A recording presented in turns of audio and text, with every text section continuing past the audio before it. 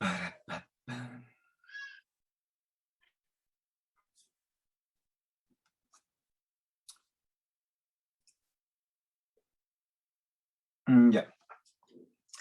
ya pues, voy a empezar a grabar, ¿cierto? Para empezar ya la presentación. Y hoy día vamos a hablar de un tema bastante interesante y que lo más importante que quiero que ustedes aprendan es que no es un tema solamente del especialista, al revés. La gran mayoría, ¿cierto?, de los cuadros de cefalea los debe ver el médico general. Por lo tanto, es muy importante que tengan, ¿cierto?, algunos conceptos básicos para poder enfrentar este tipo de pacientes. Y lo menos, ojalá lo menos, ¿cierto?, derivarlo con el especialista. Y si se deriva al especialista, por supuesto que tenga una justificación o por la historia o por los antecedentes del paciente o por el examen físico. ¿Ya? Entonces, insistir con el tema de que es un gran motivo de consulta en APS y también cuando ustedes hagan cierto su desempeño particular en alguna consulta, se van a fijar que también llega mucho paciente con cefalea.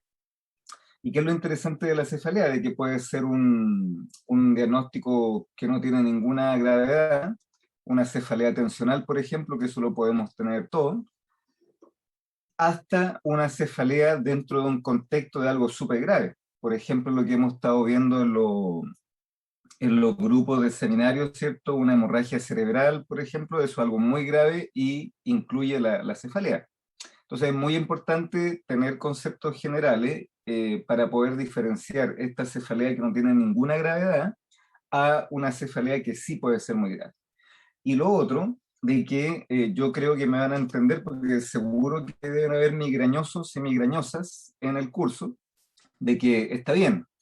La migraña, por ejemplo, es un tipo de cefalea que no es de riesgo vital inminente, pero sí baja mucho la calidad de vida. Entonces, eso es lo otro, de que un paciente con cefalea, si no lo manejo bien, el otro problema muy importante es que va a bajar mucho su calidad de vida, tanto para él como para su entorno. Porque una persona con dolor de cabeza, con cefalea, la verdad que se pone muy irritable. ¿Ya? ¿Y qué es lo importante para enfrentar la cefalea? Son estos 4 puntos que tengo acá. ¿Ya? Y la verdad que es esto, o sea, no tiene más secreto, ¿cierto? La cefalea más que estos 4 puntos. Ver bien cuáles son los factores de riesgo que pueden hacer preocuparme, sacar una buena historia para ver las banderas rojas, ¿cierto? Un examen físico acotado, por supuesto, a lo que el paciente consulta y definir la temporalidad. Generalmente una cefalea de inicio súbito o una cefalea ictal es para preocuparse, pensar en algo cerebrovascular, y lo otro, ¿cierto? Una cefalea en terreno también, por supuesto, que es para preocuparse. Pero generalmente, si yo tengo una cefalea que la tengo, que ha estado con fluctuación, obviamente es una cefalea crónica, y yo me coloco en el setting, ¿cierto?, de cefaleas crónicas. ¿Ya? Bueno, lo otro es bastante... ¿Sí? ¿Alguien quería consultar algo?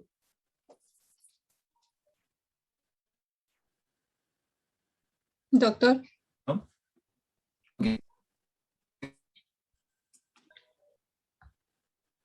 doctor, ¿Sí?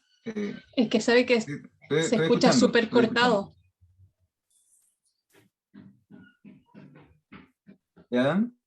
Voy a tratar de hablar un poco más lento entonces. O a lo No mejor sin la cámara. no se le escucha nada. No se me escucha nada. Voy a... no sé qué hacer ahí.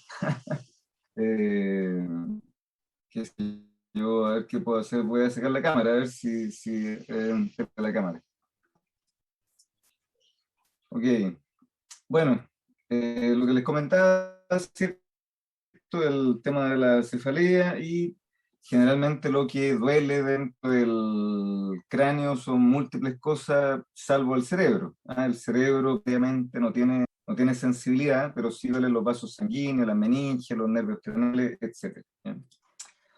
Bueno, dentro de la anamnesis, ¿qué es lo clásico? Lo clásico es lo principal, ¿cierto?, es un inicio súbito del dolor de cabeza. Si es un inicio súbito, uno se preocupa bastante. Y hay otras partes de la historia que algunas son más o menos importantes. Por ejemplo, la edad de inicio, generalmente un paciente sobre 50 años que empieza con una cefalea es para preocuparse, a diferencia de un paciente joven, porque las migrañas, por ejemplo, empiezan en la adolescencia y en la juventud temprana, entonces eso no sería para preocuparse. Pero alguien que a los 90 años empieza con una cefalea, por supuesto que es para preocuparse. El tiempo de evolución es bien llamativo, de que el paciente tiende a contarte como que fuera más grave si la cefalea dura más tiempo. Y obviamente uno como clínico lo piensa al revés, de que mientras más tiempo el paciente está con la cefalea es menos grave. Un tumor cerebral no dura un año, o por lo menos uno de rápida evolución. Una hemorragia cerebral no hace que uno una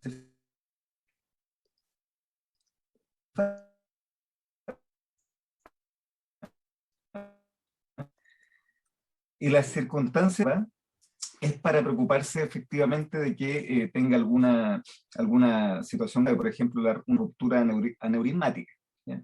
Doctor, Fíjense la intensidad del dolor, ¿sí? se le cortó mucho rato, se escuchaba así como robot.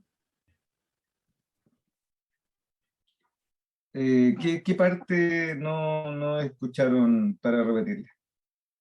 Después de que la gente mayor que empiece con una cefalea, eso es raro, ahí ya no se escucha más. Ok, ok. Repito entonces de que generalmente una cefalea que se inicia sobre los 50 años para preocuparse, la migraña, que es bastante común, no empieza a los 60, 70 años, sino que empieza en la juventud. Lo otro es que el tiempo de evolución, siempre el paciente cuenta que lleva, qué sé yo, un año, 2 años con dolor de cabeza y eso obviamente que lo asusta mucho y a nosotros es al revés. Mientras más tiempo lleva con el dolor de cabeza, menos nos preocupamos porque sería rarísimo tener una hemorragia cerebral que dure un año, ¿no? Así que mientras más tiempo te cuentan que está el dolor de cabeza, uno dice esto es menos grave. Las circunstancias son muy importantes. Si yo tengo un paciente que está haciendo pesas, por ejemplo, o que después de un accidente de tránsito por latigazo empieza con cefalea o qué sé yo, cualquier situación especial, tengo que tomarlo en consideración, porque si está haciendo fuerza puede ser una ruptura neumática. Si empieza un dolor cervical y cefalea después de un accidente de tránsito, puede ser una lesión de carótida.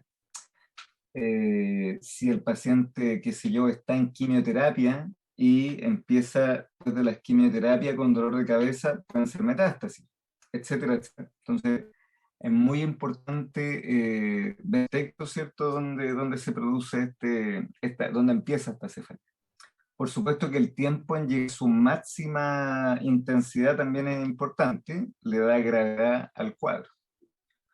La intensidad y el carácter, eso es bastante relativo, es súper relativo. Los que tienen migraña me van a entender de que hay unas migrañas que son con una gran intensidad y uno piensa qué sé yo, el paciente siempre dice que se va a morir o que le va a pasar algo, que va a tener un derrame cerebral.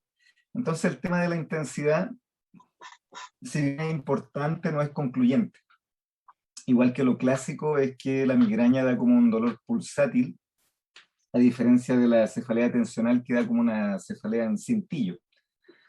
La duración de los ataques, eso igual es importante porque, por ejemplo, una migraña, los ataques, o sea, cuando está con harto dolor, duran 2 días, 3 días. Que tenga ataques, o sea, que tenga momentos en que está con dolor y después se pasa, eso habla también de una cefalea crónica. Generalmente una migraña puede ser, o lo otro que da en ataque son las neuralgias, una neuralgia del trigémino, por ejemplo, ¿ya? Lo otro que es importante, ¿cierto? Los factores, o sea, los síntomas acompañantes. Aquí es súper importante para la migraña, por ejemplo, preguntar si hay fotofobia, fonofobia. ¿Mm?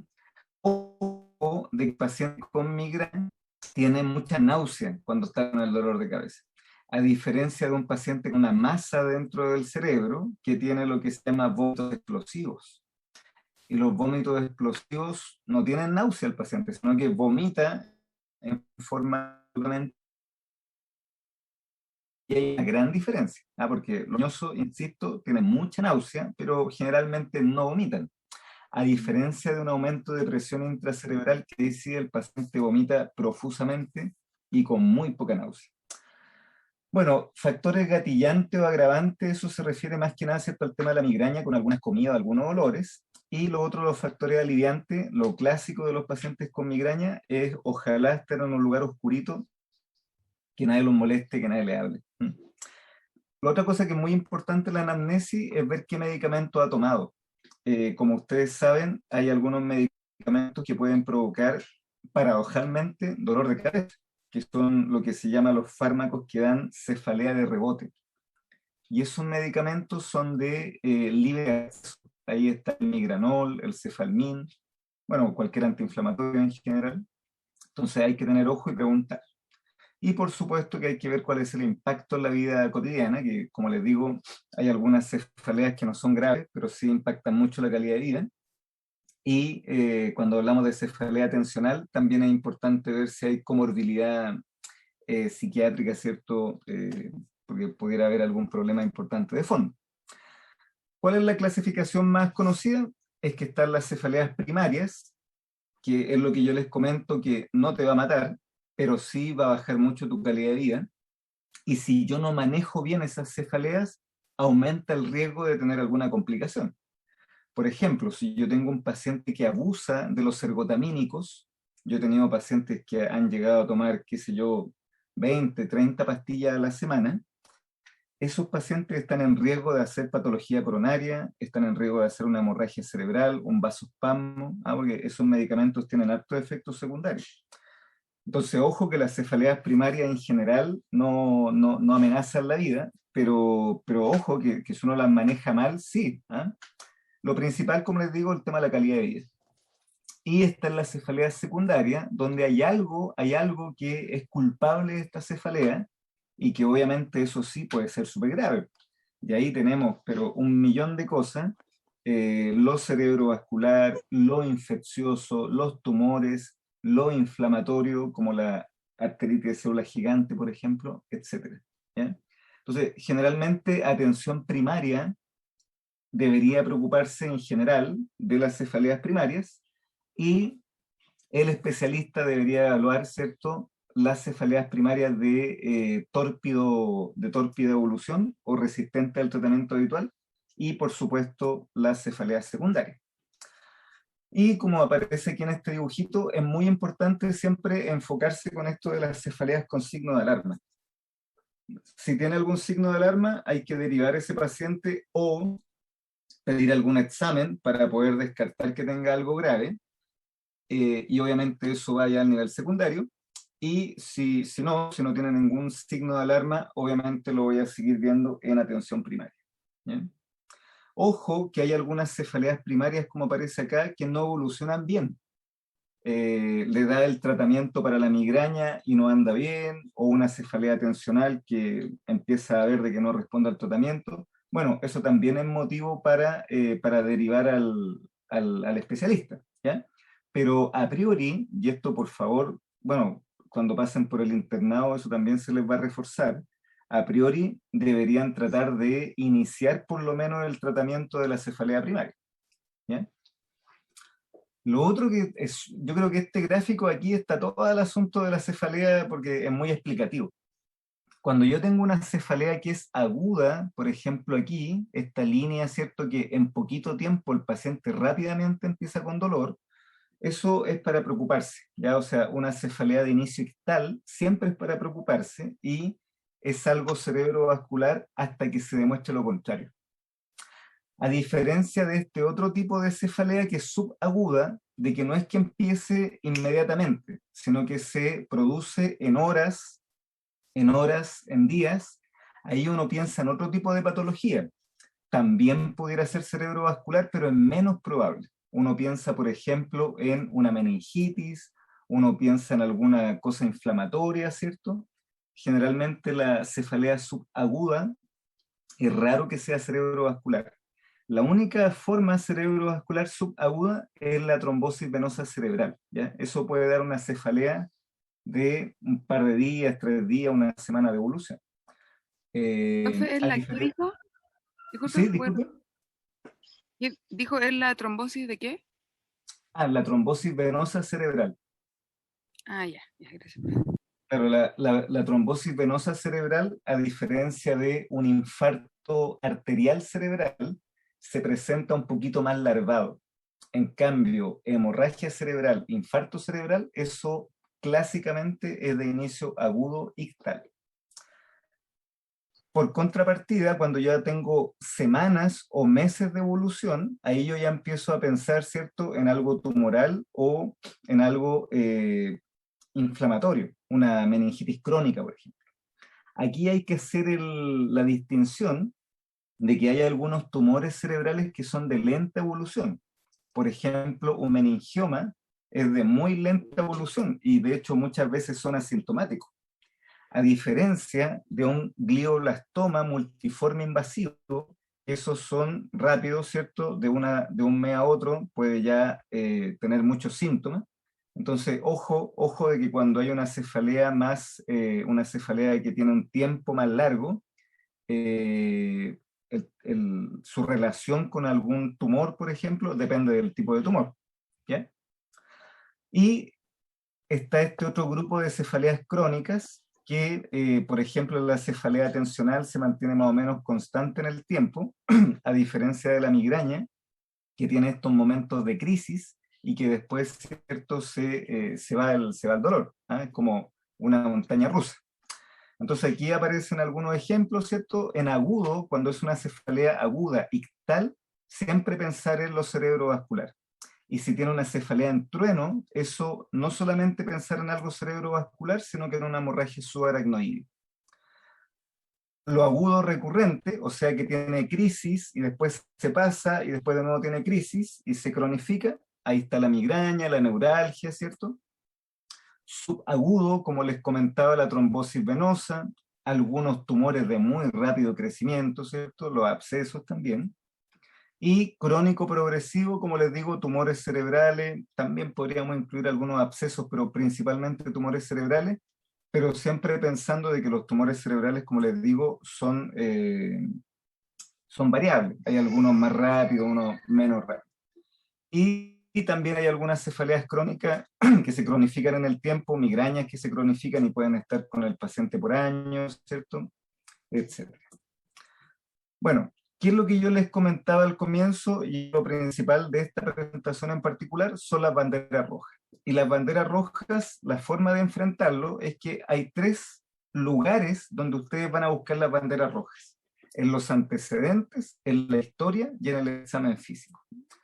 ¿Cuáles son los antecedentes que hacen de que el paciente pone un pie en la consulta y yo ya estoy pensando en que o lo voy a derivar o voy a hacer una imagen, ¿ya?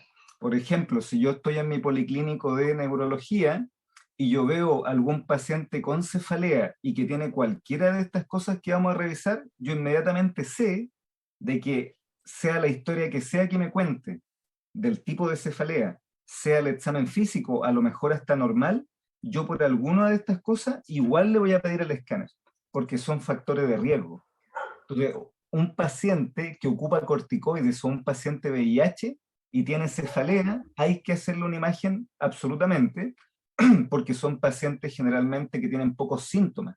Entonces, y se asocia mucho con infecciones del sistema nervioso central.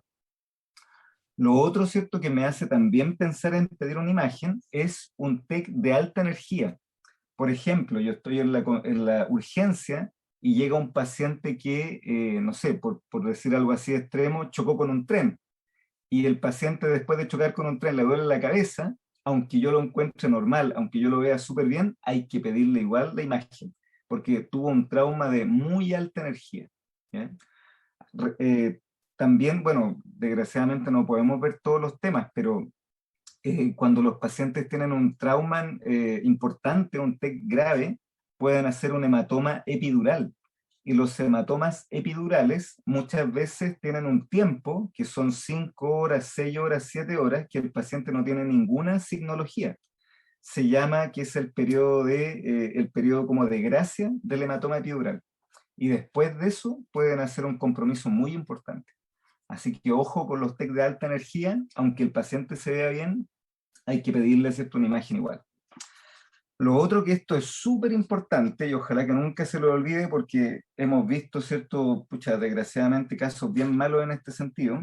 Si yo tengo un paciente que está en tratamiento por un cáncer de pulmón, por cáncer en general, y empieza con un dolor de cabeza, tengo que hacerle una imagen porque pueden ser metástasis, ¿ya? Y en esto hay que ser bien agresivo, porque muchas veces se deja pasar el tiempo y obviamente que empeora el pronóstico del paciente, ¿ya? Entonces, ¿cuál es el cáncer que da más metástasis al cerebro en general, en prevalencia? Es el cáncer de pulmón. Así que ojo con el cáncer de pulmón. Si el paciente estando en radioterapia o quimioterapia empieza con cefalea, hay que pedirle una imagen. Y en forma individual, el cáncer que da más metástasis al momento de su diagnóstico es el melanoma, y generalmente da metástasis hemorrágica. Así que también, si tengo un paciente con un melanoma y empieza con cefalea o con algún otro síntoma neurológico, hay que hacer una imagen rápidamente. Con respecto al uso de drogas, si es un paciente usuario de drogas, por supuesto que empieza con cefalea, hay que pedir una imagen, porque todas las drogas en general aumentan el riesgo especialmente de stroke. ¿Y cuál es la peor droga en ese sentido? La cocaína y sus derivados. Ya tiene una muy alta incidencia de stroke, tanto infarto como hemorrágico. Y lo otro que es súper importante que ustedes lo tengan a mano, cuando yo veo un paciente con cefalea, el 80% del diagnóstico o 70% uno lo hace con la historia. Entonces, si el paciente no te puede contar la historia, obviamente que es una situación que uno queda como un poco cojo y va a tener que hacer una imagen para que te ayude. Entonces, paciente psiquiátrico descompensado o un paciente comprometido de conciencia también. Si tiene historia de dolor de cabeza, hay que pedirle, ¿cierto?, una imagen. Bueno, y de nuevo para reforzar el tema de la historia, porque acabamos de ver los antecedentes de la historia, ¿qué es lo que más hay que preocuparse? Una cefalea de mayores de 50 años, inicio reciente, abrupto, la peor de todas las cefaleas, que es la cefalea en trueno, que vaya progresando, que se precipite al hacer un esfuerzo, que te despierte en la noche, ¿cierto? Y bueno, esto es más de los antecedentes. Lo otro que es muy importante es que sea resistente al tratamiento habitual o que el paciente desconozca que es su cefalea habitual. Porque ya un paciente migrañoso como que ya conoce su migraña. Entonces, si el mismo paciente te dice, ¿sabes qué? Estoy con un dolor de cabeza y esto no es distinto a mi dolor habitual, obviamente que es para preocuparse. Y del examen físico, ¿qué es lo que hay que ir a buscar dirigidamente? Que tenga nódulos linfáticos, pensando en lo que les comento, una neoplasia, alteraciones en la piel, pensando en un melanoma, baja de peso, también pensando en algún proceso, ¿cierto?, neoplásico o sistémico, una masa palpable. Y en lo neurológico, obviamente que uno trata de hacer el examen completo, pero las cosas que sí o sí no se te pueden pasar es los signos meningios, ¿cierto?, y el fondo de ojo. Ya eso es muy importante porque te pudieran dar una clave para un paciente con cefalea. Por supuesto que hay que tratar de hacer un examen completo, los pares craneales, las vías largas, ver si el paciente está consciente, atento, ¿cierto?, y obedece órdenes, etcétera. Pero siempre, por favor, recuerden los signos meningios y el fondo de ojo, porque evaluando alumnos, evaluando becados, son las cosas que más uno se fija de que no le realizan a los pacientes cuando están con cefalea. Bueno, la siguiente consulta, supongamos que yo veo un paciente que tiene signo de alarma, bueno, ¿cuáles van a ser los estudios que voy a hacer? Si yo estoy en atención primaria, la verdad que lo único que voy a poder hacer es pedirle una VHS para descartar una arteritis de célula gigante. El resto de los exámenes, por ejemplo, una imagen, voy a tener que derivar al paciente, y también posiblemente no voy a poder hacer una punción lumbar. Entonces es muy relevante que a los lugares que ustedes vayan a trabajar, si es que trabajan en la urgencia, por ejemplo, saber cuáles son los flujos de derivación y qué exámenes pueden hacer ustedes en su lugar de trabajo o no. ¿Qué es lo que uno hace generalmente con un paciente con cefalea cuando llega a la urgencia? Uno le pide blancos, le pide PCR para ver si hay alguna posible foco infeccioso, si es que tuviera fiebre, por ejemplo. VHS, si es que estás sospechando artritis de célula gigante. Y, por supuesto, lo que uno hace es una imagen. Para la gran mayoría de los pacientes con cefalea, es suficiente un escáner de cerebro, pero va a depender mucho de cuál sea tu sospecha, ¿ya? Si tú estás sospechando, por ejemplo, una lesión de sustancia blanca o estás sospechando una trombosis venosa cerebral, ahí la verdad que el escáner no te soluciona el problema y hay que ir a la resonancia, ¿ya? Pero salvo excepciones, uno siempre comienza primero con el escáner, ¿ya? Lo importante es poder derivar al paciente a algún lugar que tenga imagen, ¿ya? ¿Cuándo se hace la punción lumbar? Cuando tienes un paciente con factores de riesgo o cuando tienes un paciente que sospecha, ¿cierto?, alguna infección del sistema nervioso central, ¿ya? Generalmente un electroencefalograma, por ejemplo, no tiene ninguna cabida en un paciente con cefalea. Una electromiografía tampoco tiene cabida en un paciente con cefalea. Lo que uno más se mueve es hacer una imagen y pedir estos exámenes sistémicos, ¿ya? Y bueno, aquí aparecen algunos tips de algunas enfermedades, ¿cierto?, como más específicas que uno tendería a pedir. Pero como les digo, generalmente uno se maneja con eso, exámenes generales o un TAC o una resonancia. Y hay algunas patologías, ¿cierto?, específicas que te hacen ir a la resonancia más que al escáner. Por ejemplo, una mujer embarazada no se puede hacer un escáner, pero sí se puede hacer resonancia. Entonces, si yo tengo una mujer embarazada que tiene sospecha de alguna lesión cerebral, uno prefiere hacer una resonancia, ¿ya? Pero bueno, eso obviamente que ya es más resorte del especialista. ¿Qué es lo que quiero terminar como para dejar estos conceptos generales claros? De que la cefalea en trueno es cuando el paciente dice que es la peor de la vida y obviamente que es una cefalea ictal de rápida evolución, pero no es solo eso, sino que además es la más fuerte de la vida del paciente. Entonces, si yo tengo cefalea ictal, puede ser una hemorragia, puede ser un infarto cerebral. En cambio, si yo tengo una cefalea en trueno, ¿qué es lo que tengo que pensar? Tengo que pensar en una hemorragia subaracnoidea. Esto es lo principal que tengo que descartar, ¿ya? ¿Por qué es importante descartar y asociar hemorragia en trueno con una hemorragia subaracnoidea? Porque tiene una alta letalidad si yo no lo diagnostico. O sea, si yo no soy capaz de diagnosticar una hemorragia subaracnoidea y descubrir o derivar al paciente para que vean que tengo un aneurisma, ese paciente va a resangrar y se va a morir, ¿ya?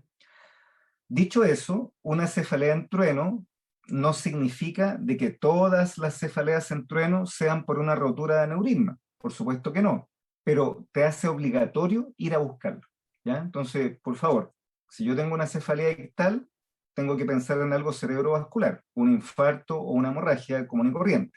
Pero si tengo una cefalea en trueno, mi obligación es ir a descartar una hemorragia subaracnoidea, ¿ya? Les insisto, hemorragia subaracnoidea no es lo único que provoca la cefalea en trueno, por supuesto que no, pero por su gravedad es lo que tenemos que ir a buscar, ¿ya? Y aquí hay un paper muy bueno que es del Lancet Neurology, ¿cierto?, muy explicativo, de que cuando yo tengo una cefalea en trueno, ¿qué es lo primero que voy a hacer? Un escáner. Si el escáner es positivo, o sea, te muestra que tiene una hemorragia subaracnoidea, obviamente que hay que derivar al paciente, hacer un angiotac y confirmar si tiene un aneurisma que se rompió o no. Aquí viene lo interesante, de que si yo tengo un paciente con cefalea en trueno y el escáner sale negativo, o sea, sale normal, mi obligación es complementar este estudio con la punción lumbar. ¿Por qué? Porque si el paciente llega después de 24 horas, la sangre que está en el espacio subaracnoideo ya no se ve en el escáner, pero sí se puede ver en la punción lumbar, ¿ya? Entonces, por favor, ojo con eso, porque podría ser objeto de pregunta en una prueba, de que si yo tengo una cefalea en trueno y el paciente lleva más de 24 horas de evolución, un escáner normal no me descarta que tenga hemorragia subaracnoidea. Tengo que ir a la punción lumbar.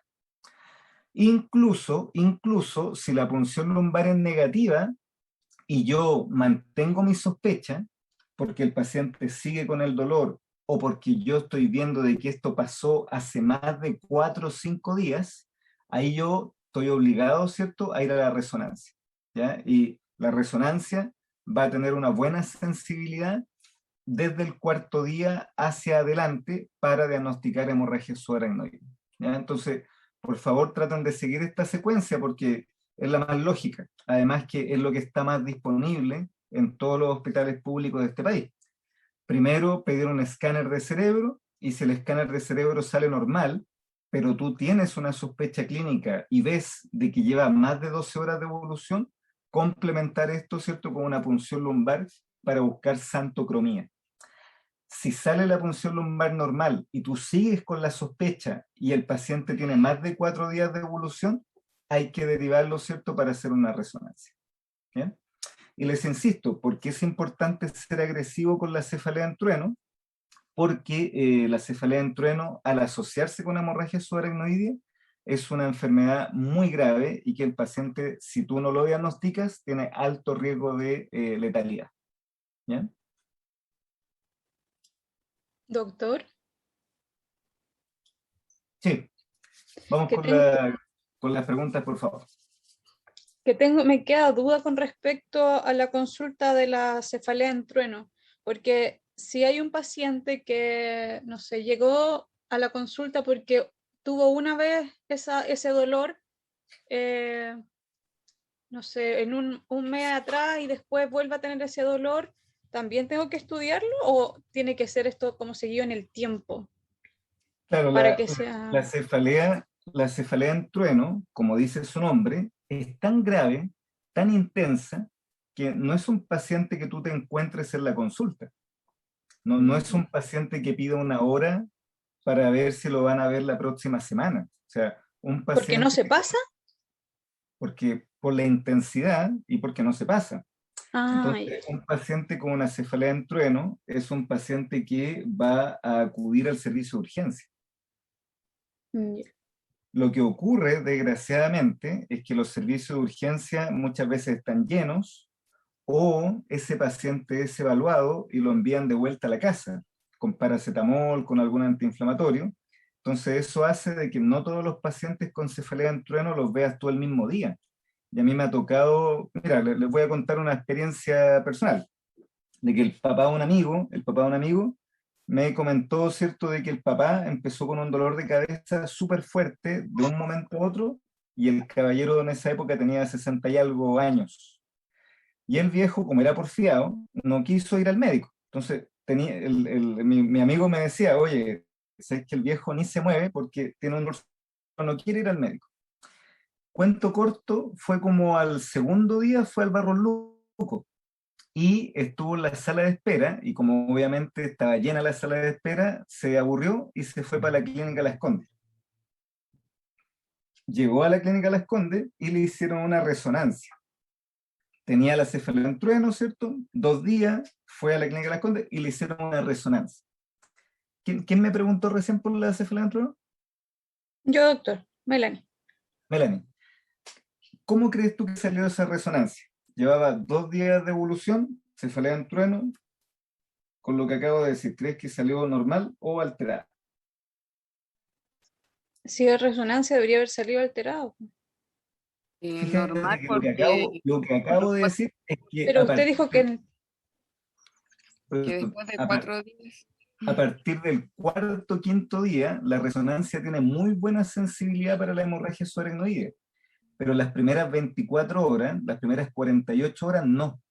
De hecho, las primeras 24 horas, el escáner es mucho mejor para ver hemorragia subaracnoidea que la resonancia. Fíjate. Entonces el caballero llevaba como 2 días, le hicieron la resonancia y lo mandaron para la casa. Estaba la resonancia normal. Y bueno, el caballero siguió con dolor y consultó como al cuarto día de nuevo en el Barros y ahí como ya le habían pegado su sablazo en Las Condes, dijo ya bueno, ahora me espero acá nomás. ¿Y qué crees tú, Melanie, qué examen crees que le hicimos? ¿Otra vez la resonancia? Fíjate que en esa época, esto tuvo que haber sido hace como 8 años, era re difícil sacar una resonancia en el hospital. Así que lo que hicimos fue Una repetir punción. el escáner, que salió normal, y le hicimos una punción lumbar. Porque la punción lumbar, lo bueno que tiene es que es algo disponible en todos lados. Y le hicimos la punción lumbar y tenía una hemorragia subaracnoidea. Ya, No sé si pues. me Sí, siguen.